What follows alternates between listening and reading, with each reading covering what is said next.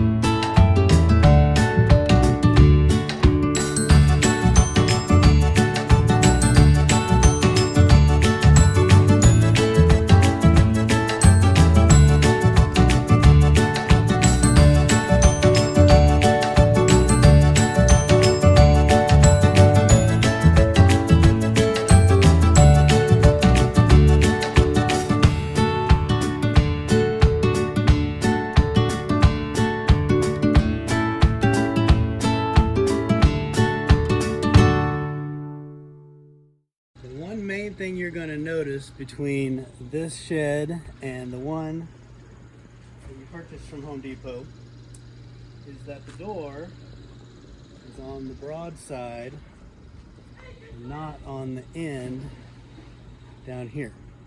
The way this shed is sold has it all configured for the door to be on the 8-foot side and not on the 12-foot side. Well, that didn't work for me, and I really wanted the door on this side. So I just wanted you to know that you can re-engineer your shed to move the door, and I'm going to show you how I was able to do that with the purchase of only one additional board. So come on inside and I'll show you what we've got.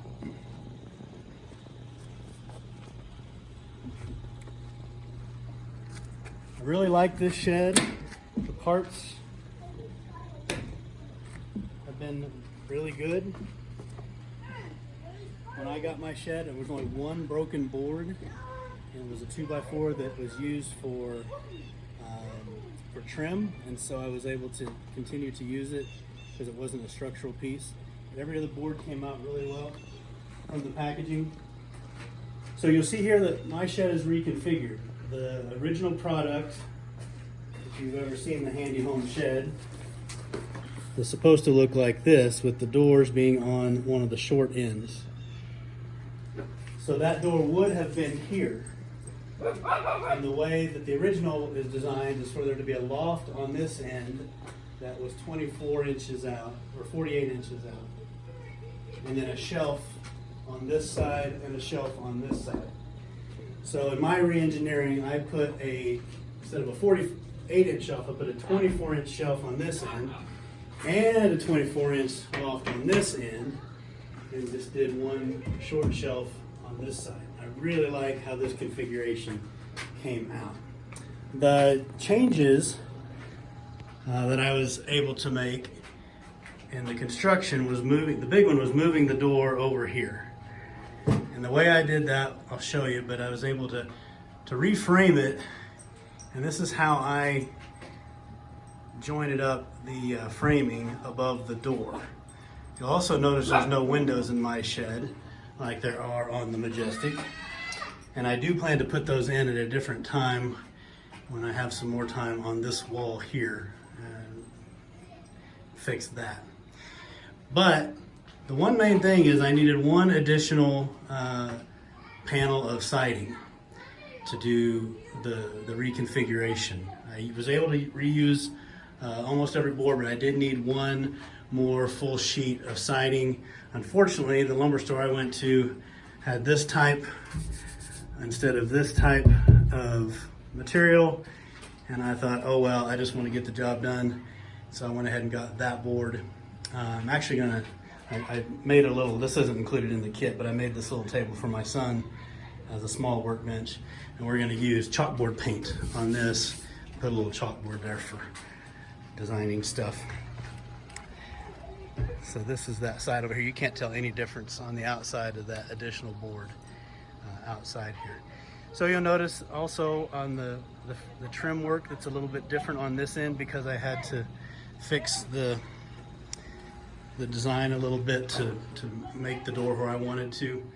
On this end, I had to cut. You see there's 3 cuts up here for the pieces that go together, where on the original side there's just the one. So when I did the rework of it, I basically made the 2 end walls exactly the same, and then took this wall, the design for the main wall, and just reworked it to put the door in here.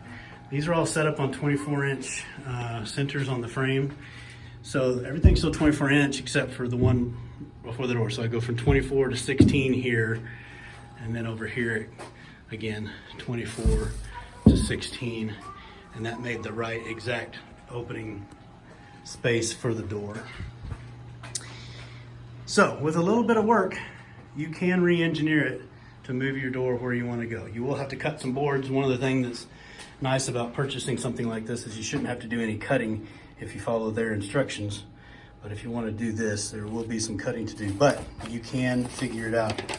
One thing I did want to note as a review for other folks using this, when I was researching this online, I thought all hardware was included. My mistake, I just didn't read enough. But the one thing I started working on and I went to get my hardware was these boxes of nails. These boxes of nails are not included, so you will have to pick those up from the store. Everything else I think I realized you had to get additionally, but I did think those nails were included. They were not.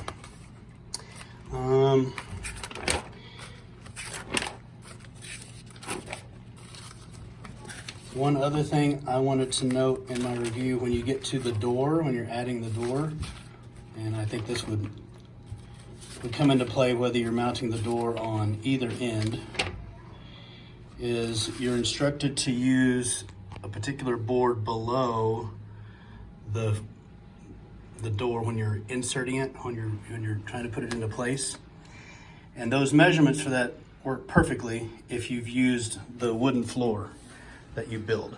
I put mine on a slab, so I used the type where you just put in the 2x4s, anchor them into the concrete base. So when I first hung my doors, I used the measurements on there, and my door was too high. So I had to bring that down just a little bit to make my door fit in there just right. And once I did use the right gap between the floor and the door, it all fit just perfectly. So I think that's about it. Really enjoyed working with this shed. But the instructions were pretty good most of the time.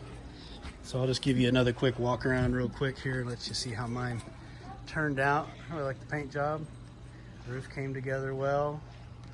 The manual does say to use 3-tab shingles. I was able to find architectural shingles on Craigslist for pretty cheap. Instead of $40 per pack at the store, I got them for $15 each. And so that saved me a lot of money on that. I encourage you to do that since you're just putting a shed together. But everything came together really well. I did make the mistake when I decided where I wanted to put my shed that I wanted to put it over here on this edge. And you'll notice I have this cage around my garden. Well, that made it really, really difficult to work on anything on this end. I was able to get it done in position where I wanted to, but man, it was a lot of extra work just to get paint where you needed to go and trim and caulking and all that. But it turned out really well. So I'm happy. The next step is to put in some electrical. I've stubbed in some electrical from the panel, and we'll get her finished out here real quick. But I did want you to know you can move the door if you're willing to do a little bit of re-engineering and make a few additional cuts. And you'll just need one. That's the way I worked it out. I just needed one additional sheet of siding to make it work. Thanks a lot.